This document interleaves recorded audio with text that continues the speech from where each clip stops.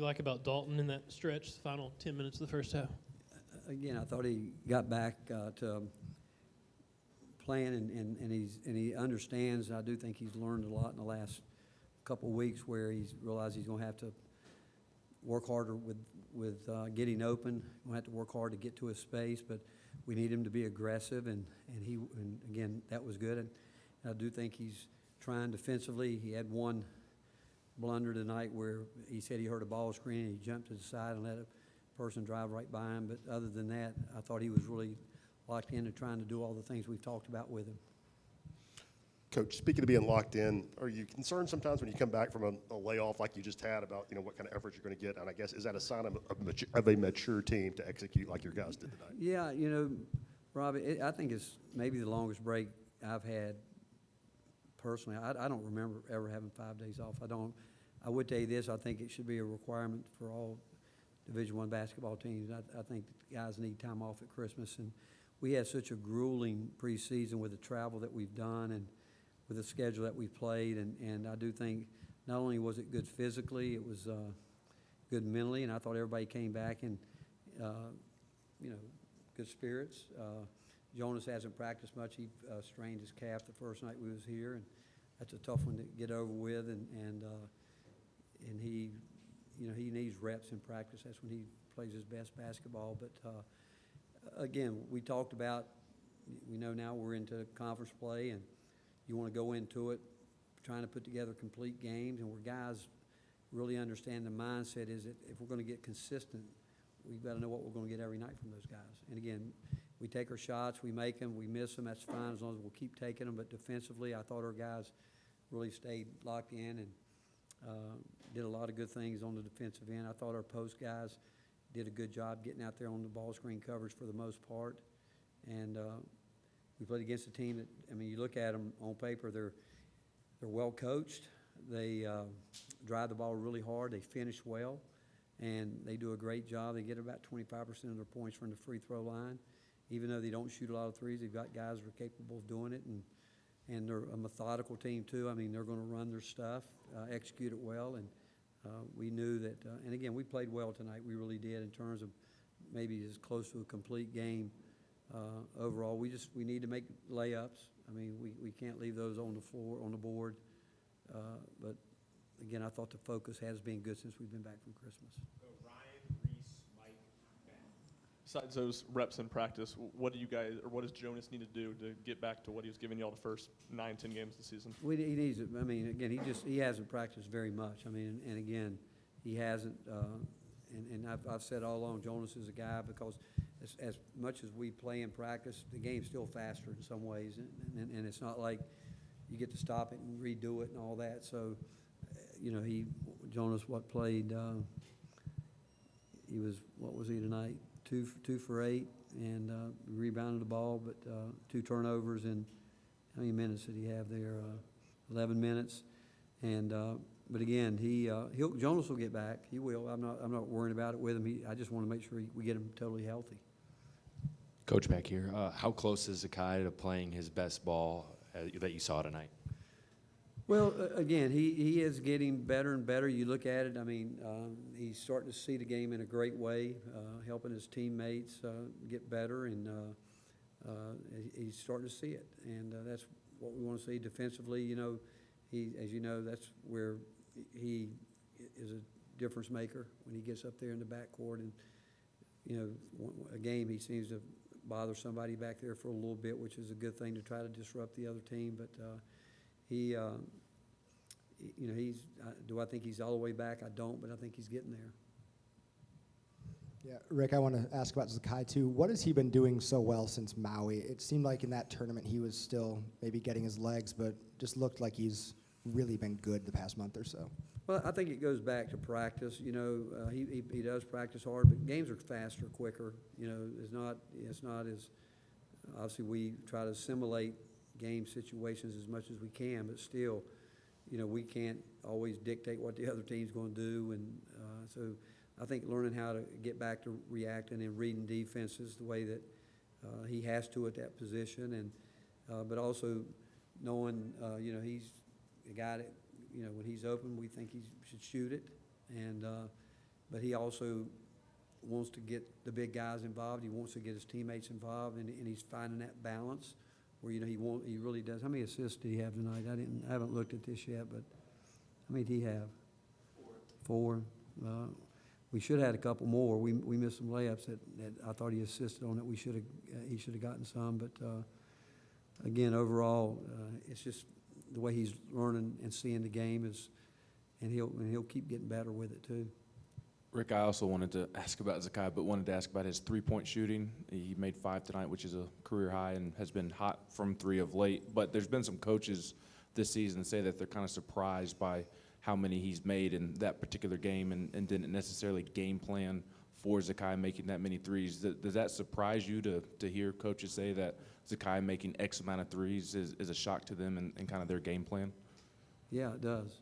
I mean, when we recruited him out of high school, we thought he was a scorer, and we thought he really was a dynamic defender. We think anybody that has that size like that has to change the game on the other end down there and play 94 feet. And he's one of the few small guys that over the years that I saw that really was willing to get down there and do that.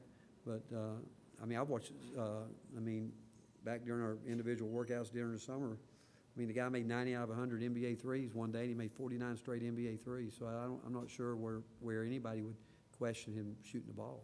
I mean, coaches will tell him over there, I'm like, why won't he shoot it more? And because when he sees daylight, he's one of those guys that you think is going in. And so I'm not sure how to answer that, because I hope they leave him open. You know, I hope he gets those step-in shots. I do. What are a few things that Santi does on the court that maybe a casual observer wouldn't pick up on that's so important for you guys? Defensively, what he does to fix plays.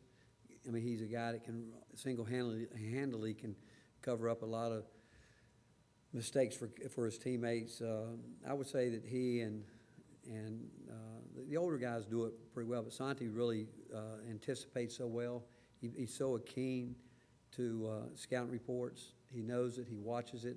And once the team runs a play, they run it again. He's already thinking about how he can defend it different, how something can happen. He's really, his basketball IQ defensively is there. Then offensively, his movement and the fact that, again, he's another guy that I think should shoot more threes. I mean, you ask how many do I think we should shoot? I'm not, again, when guys are open and guys that we watch shoot at a high level, and our numbers aren't good because we've gotten some guys struggling, but they have struggled, but you know, I'm not worried about that because I watch this in practice. And one thing I've learned over the years, if you don't make them in practice, you normally don't make them during a game. But if you make them during practice, you feel good that you're not going to make them all, but you feel good that you got a chance to make them. And I watch our guys in practice shoot and make a lot of them, and there's going to be some times this year when we make a lot of them. But yet, I will tell you this: we've got to rebound those long rebounds. We got to do a better job with that. That's one thing we do have to do a better job with. Back here, Coach, what next step does Freddie have to take in order to find more playing time? Consistency. That's what it's about. I mean, every day I tell those guys, I use the term, I said, I don't want any boxes of Cracker Jacks. I don't want any surprises. I want to know what we're going to get every day. And I think you see it in practice. There's a process that we believe in, that we go through. And you go back to Santi and Josiah and Zakai, those guys, and they're older. I think Freddie is not unlike a lot of freshmen that comes in and is so much different than he probably thought. But understanding that you've got to continue to get better every day. You can't stay where you are. You can't plateau this time of year, obviously. But learning the game and learning the urgency of it. There's not a guy on this team that doesn't love Freddie, and there's not one guy on this team that doesn't want to see him. What he did tonight, if he could just give us that. It's like I was surprised that JP played 5 minutes. I would have never thought he could be out there 5 minutes. But it goes back.